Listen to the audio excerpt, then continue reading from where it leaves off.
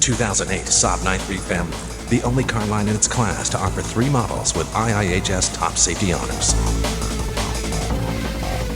I believe that this is one of the best performance car bargains out on the market today, especially for under $5,000. None other than the 2008 Saab 9-3, and I've brought along Nathan to give me his opinions on it. Nathan, what do you think? For those of you folks who have been saying, no, I have to have an SUV, I have to be driving a crossover. No, you actually shouldn't, because they're wagons, just really, really tall ones that don't handle very well. Well, guess what?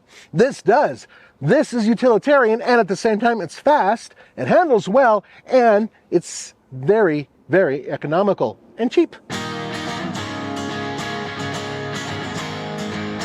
For those of you who don't know, Saab really did start out as an aircraft company, and there's a lot of that ties into the way they're designed internally and externally, and you can still see it, the little tiny clues right here. Now this, as an 08, is the refreshed version of this vehicle, but it still has a lot of the Saab goodness in it, meaning of course that it is a European wagon estate, if you will, that has smooth lines and strong characteristics that are very Swedish. But here's a couple things that you should know. Now, Saab got its start really after World War II, and at first they're building vehicles that had like 3 cylinders that were 2-stroke and all this other stuff.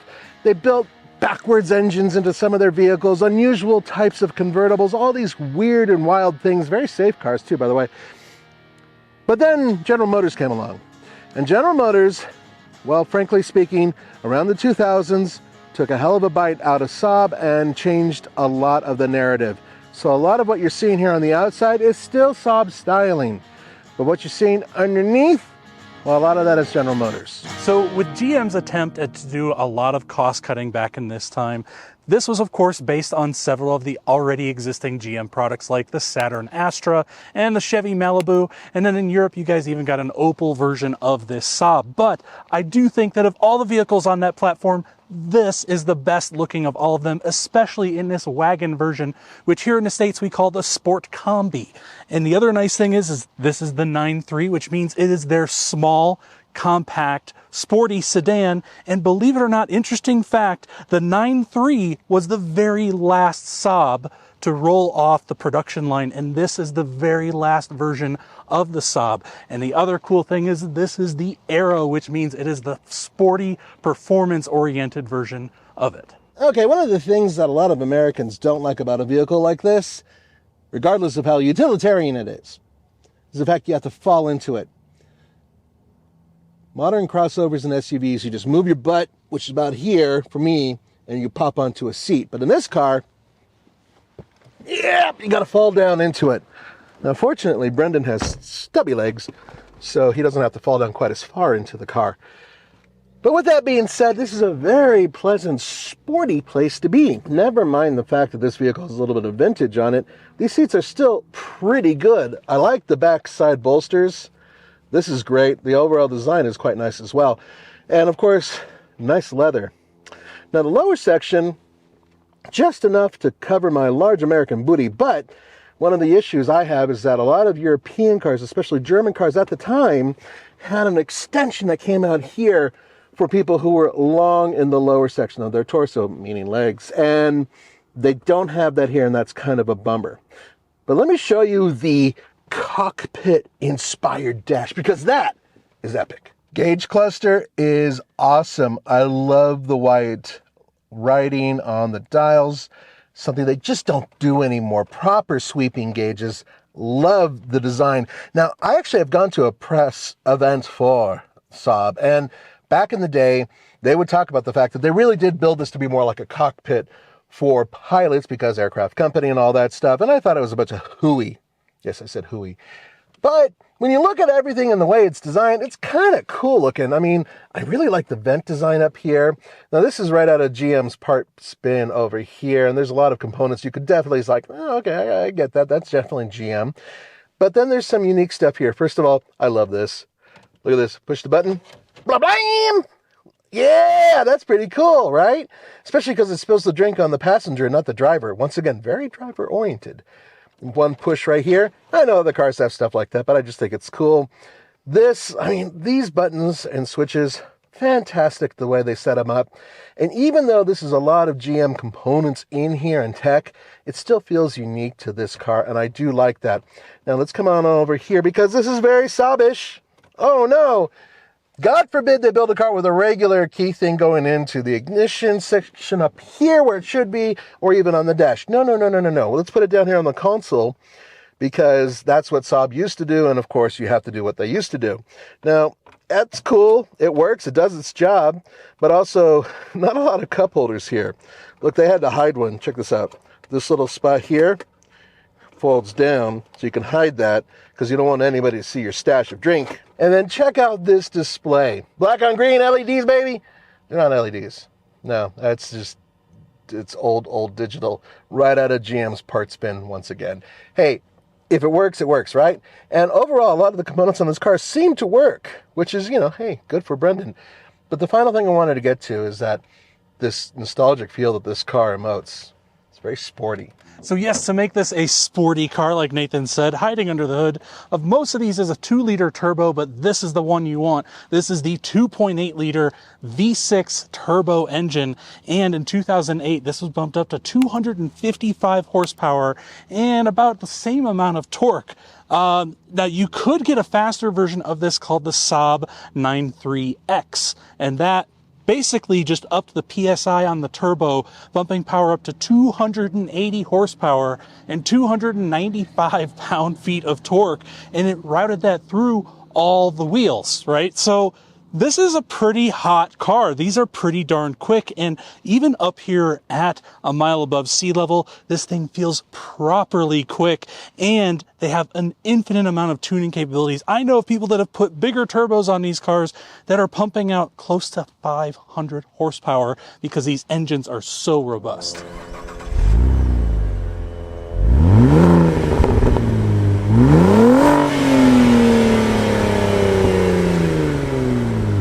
I mean, an old man like me doesn't really like to go too terribly fast, but, this is one of those cars where you can kind of whip it out and get it going.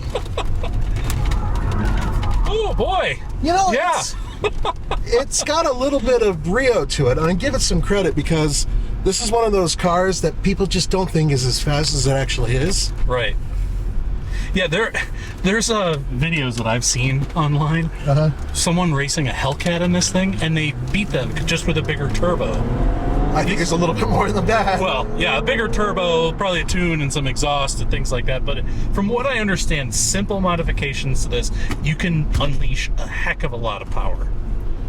Well, one of the things about these cars, and I remember when I did drive one, is this right here. The handling capability is planted. Now, torque steer is a real deal. Yep. And it's on here, but you can deal with it, because first of all, as long as you're not going crazy with trying to defeat the traction control, you can drive this car savagely. That is my firm belief. Yeah, I think so too. And I mean, generally the cars that I've seen, or the Saab 93s that I've seen out for sale, they look like they've been driven savagely. This one kind of does a little bit. Yeah, this one does too. It's not perfect. If you look at the paint missing from the front end where it would have scraped, hitting things way too fast. But the other side of it is this, and it's very simple, and I maintain this with a car like this. If you want something that's a little bit more fun than your average grocery getter, something like this is worthwhile.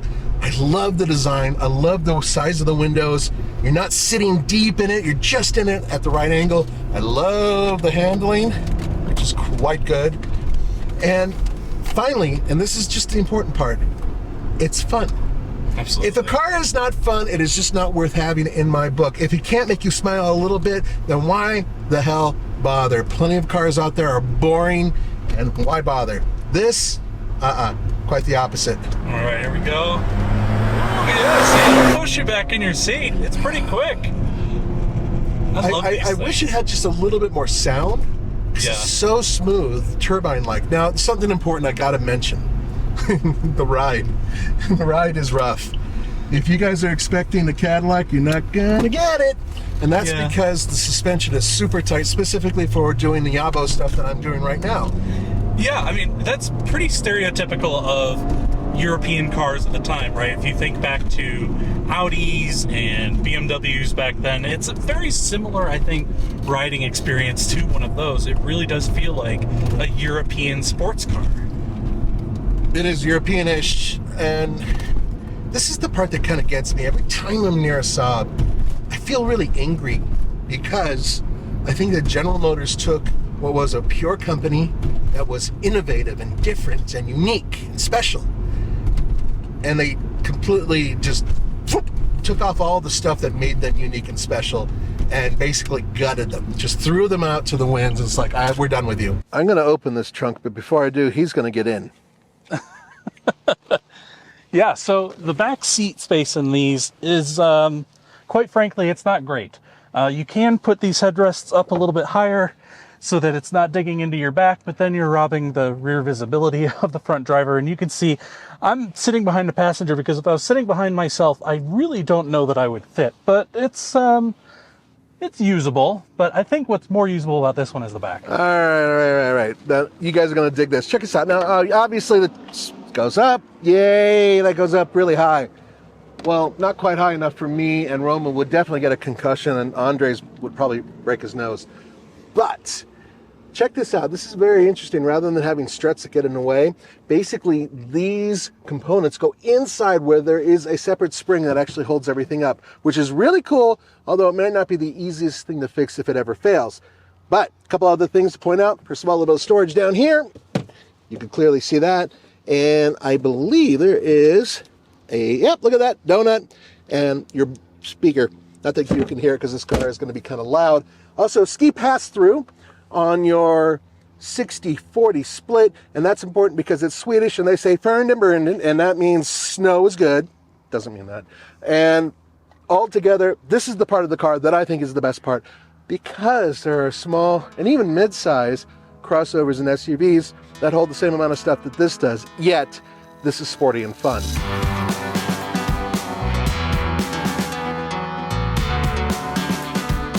One of the things to keep in mind, and I think we've proven that on this drive, is that if you're looking for something spongy and soft and willowy, or wallowy, I guess you would call it, then yeah, go for a crossover or an SUV with big fat tires that gets terrible mileage and isn't as much fun to throw around a corner, but is more comfortable.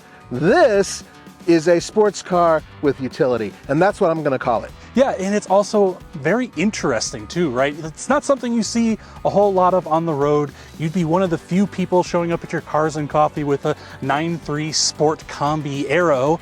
I paid $2,800 for it. Granted, that's at a dealer auction, but I think you can regularly find these for $5,000 and maybe even a little bit less, in even probably even nicer shape than this guy. And keep in mind, you can get it with a 6-speed manual too, so it can be quite a hoot and a blast to drive down the road. But I want to know what you guys think in the comment section below. Is this a car that is destined to be a future classic, or is it something that's just gonna waste away in the junkyards? Either way, let us know. Either way, let us know. I say Zaijian, which is goodbye in Swedish. No, it's Take care. Chinese actually, but